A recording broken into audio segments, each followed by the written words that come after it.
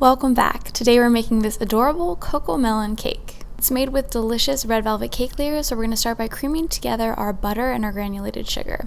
We're going to mix in 2 eggs on a medium speed until they're incorporated, and I always like to scrape around the sides of the bowl at this part of the process just to make sure that all the butter is really getting incorporated. Then we give it one more quick mix, and it's time to add in our wet ingredients. I highly recommend using gel food coloring in this cake. You can use liquid food coloring, but it takes so much more to get a vibrant color, and I think it also affects the flavor of the cake. So I love using AmeriColor Super Red, but pretty much any red gel food coloring should work great in this recipe. Once you've mixed together your wet ingredients, you're going to slowly incorporate your dry ingredients. I like to add them in about 3 installments, and I'm mixing on a low speed just until my dry ingredients are incorporated. So you pretty much want to mix just until you can't really see any more streaks of flour. And again, we like to scrape the sides of the bowl one more time because a lot of times flour gets stuck there, and you want to make sure that there isn't any flour just hanging out in your batter. You want it all to be really beautifully mixed together. Then it's time to pour our cake batter into our 3 prepared 6-inch cake pans, and we're going to pop those in the oven for 30 to 33 minutes or until a toothpick inserted in the center comes out with a few moist crumbs. We're going to level 2 of our cake layers and leave that top one domed, and then we're going to trim that bottom cake layer around the base to create kind of a sphered shape. It's just going to make it easier to give our Cocomelon that iconic rounded shape. And then I like to pop my cake into the freezer for about 20 minutes to help chill those cake layers. It just makes them easier to stack, and it helps the buttercream kind of firm up between the layers, which makes the whole cake a lot easier to crumb coat. I also like to use a dab of buttercream underneath that first cake layer just to help stick it to my cake board. And I'm actually using a reusable cake board here, but you can also use a disposable one. The most important thing is just that it's grease proof so that your buttercream doesn't stain it. I'm spreading a nice, thick, even layer of our just regular vanilla buttercream here. This recipe uses an American buttercream, which can be a little bit on the sweet side. If you want to use a less sweet frosting, I'd recommend using an Italian meringue or a Swiss meringue buttercream. Once I stack all my cake layers, I like to do just a little sense check to make sure that all of them are lined up nicely, and then it's time to work on our crumb coat. I like to start at the top of the cake, and then I use the overhanging frosting on the sides just to kind of work my way around. A crumb coat is really just a thin layer of frosting that's going to trap in any of those rogue crumbs so that your second layer is beautiful and perfectly smooth. One really important thing to remember is to scrape your excess frosting from your offset spatula at this point into a separate bowl, because it's going to have a bunch of crumbs in it and you don't want to put that back into your giant bowl of frosting. Once I had fully covered my cake with my large offset spatula, I used a little acetate sheet, which is just a really small, thin piece of plastic, to kind of smooth out any rough areas. This just makes it easier to get a smoother second coat of frosting, but your crumb coat definitely does not have to be this perfect.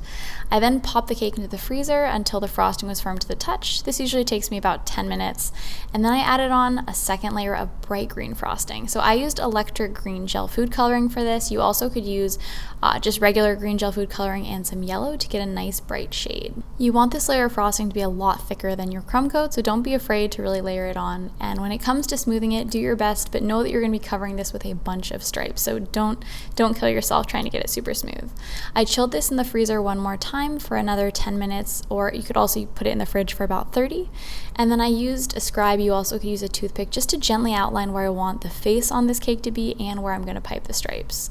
I'm using dark green buttercream here and a wide frosting tip. I believe it's a Wilton 2B, and I'm using the smooth edge just to pipe on these stripes.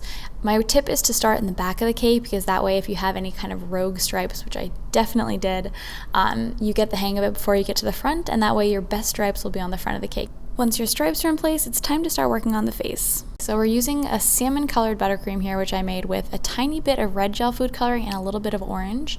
And we're just going to pipe a rectangle on the front and smooth it out with our small offset spatula, and then we're going to get it super smooth with our acetate sheet.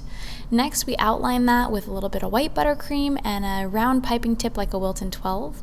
Then we're setting to work on its face. So we're adding the eyes, the mouth, the nose, and some little accents with some more white buttercream. I colored my remaining salmon colored buttercream hot pink and then piped a mound on top of this cake. You could use the same color of pink. I don't think most people would really notice, but I really just want to get the colors exactly like they are on the show.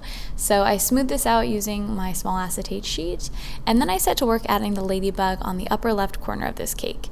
So I'm using some red buttercream, I smoothed it out, and then used a little bit of black buttercream to add on the spots, the ladybug's head, and of course its little legs. And then it was time to work on the antenna for this cake. So I used a little bit of gel food coloring mixed with some clear extract. You could use either a clear vanilla, lemon, or almond, and I brushed 2 wooden skewers.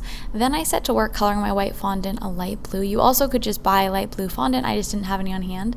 I used a little bit of plastic wrap to try to not cover my hands in gel food coloring. I then rolled out my blue fondant into 2 little balls, inserted them into my wooden skewers, and placed them on top of my cake. At this stage I realized they were like a little bit too big, so I ended up shaping them down a bit to make them a little bit more proportional.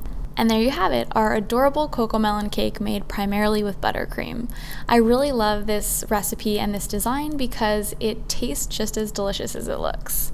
If you want to make this cake at home, the recipe is included in the video description below, along with all the tools and food coloring and frosting tips that I used. Thank you so much for watching. I hope you enjoyed this video, and until next time, happy baking!